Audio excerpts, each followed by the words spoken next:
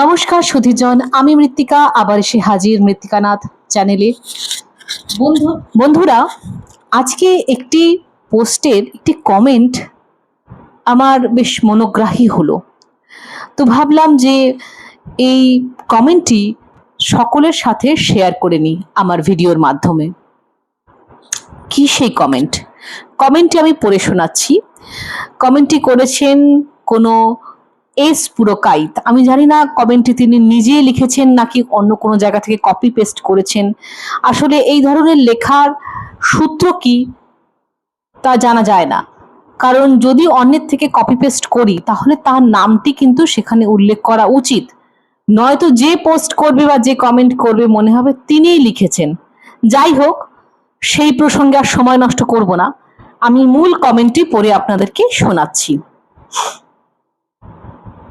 ভোটের বোতাম টেপার আগে মনে রাখবেন, primary TET, Saradha, Narada, Rose Valley, তোলাবাজি, জমি মাফিয়া, বালি মাফিয়া, সিন্ডিকেট, চপ শিল্প, পঞ্চায়েত নির্বাচনে ব্যাপক সন্ত্রাস, যার বিভৎসতা চরমে পৌঁছেছিল, মিনি পাকিস্তান, দাড়িভিটার ছাত্র খুন, উড়ালপুল বিপর্যয়, চোলাই মদ, সিভিক টিচার, মাধ্যমিকের সব পত্রের প্রশ্ন ফাঁস, কোটি টাকার ছবি, হাত মে আইফোন 1.5 লাখ, এই উৎসব সেই উৎসব, গোষ্ঠীদ্বন্দ্ব, চোরেদের বাঁচাতে সিবিআই ইডিকে আটকানো, চোরেদের বাঁচাতে ধর্ণা, 60,000 গ্রুপ ডি কর্মী নিয়োগের মিথ্যা প্রতিশ্রুতি,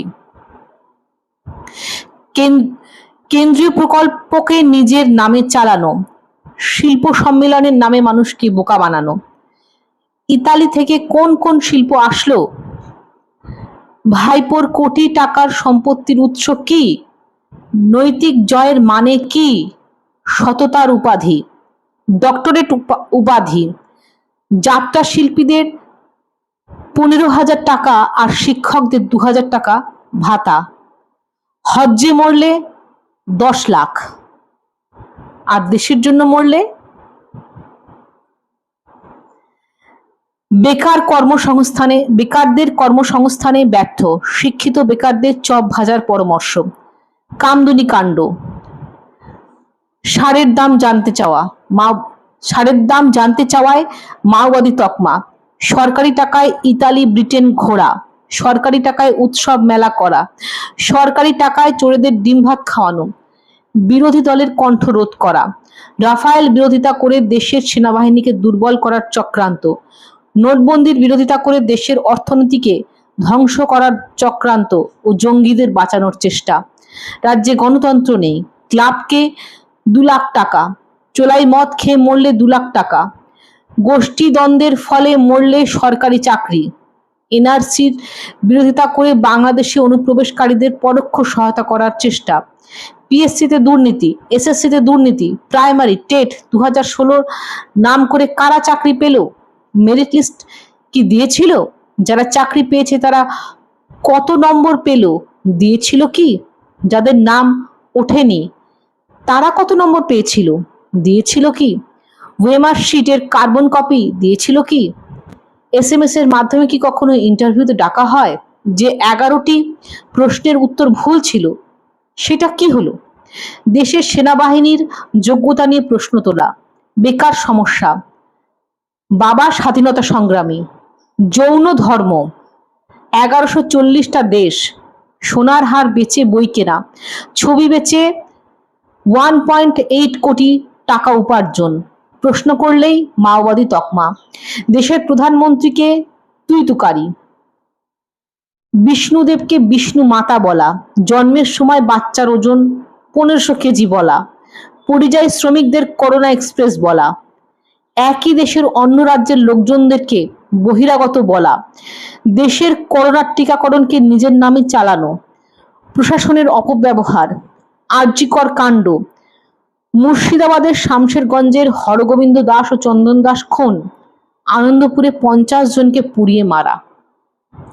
এই হচ্ছে লম্বা লিস্ট। একজন কমেন্ট করেছেন দেখলাম যে ভোটের বোতামটি টেপার আগে এই লিস্টটি মাথায় রাখবেন।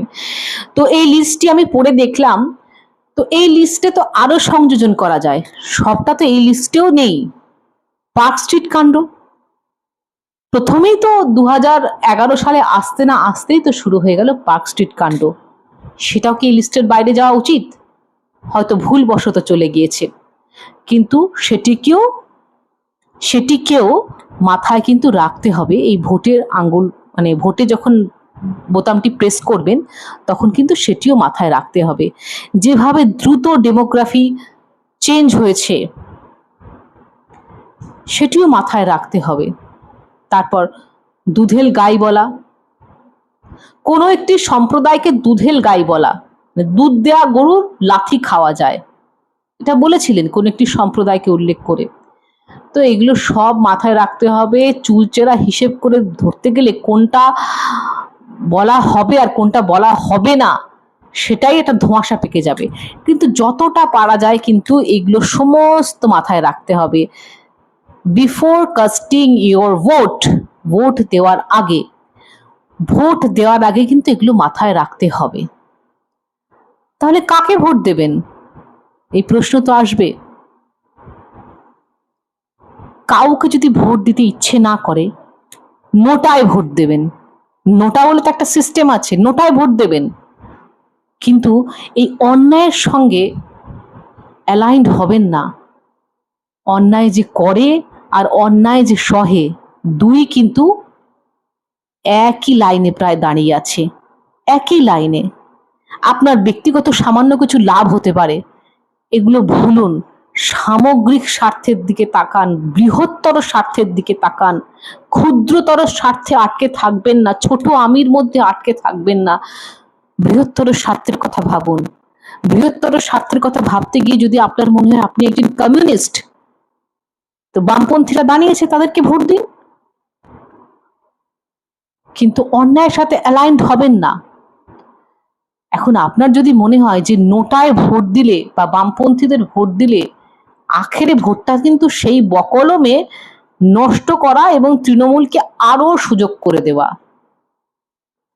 কারণ সত্যি কি এখন যা পরিস্থিতি, বামপন্থীরা কি সরকার গঠনের জায়গায় আছে? সত্যি কি সরকার গঠনের জায়গায় আছে? ভীষণ ভালো পারফরমেন্স দিচ্ছে বামপন্থী যারা ক্যান্ডিডেট দাঁড়িয়েছে, ভীষণ ভালো পারফরমেন্স দিচ্ছেন। তারপরেও বলছি, তারা কি সরকার গঠনের জায়গায় দাঁড়িয়ে আছেন? দীপশিতা ধর, আমার ভালো লাগে, মেয়েটিকে আমার বেশ ভালো লাগে, বেশ প্রাণোচ্ছল। কিন্তু জিতবেই কি?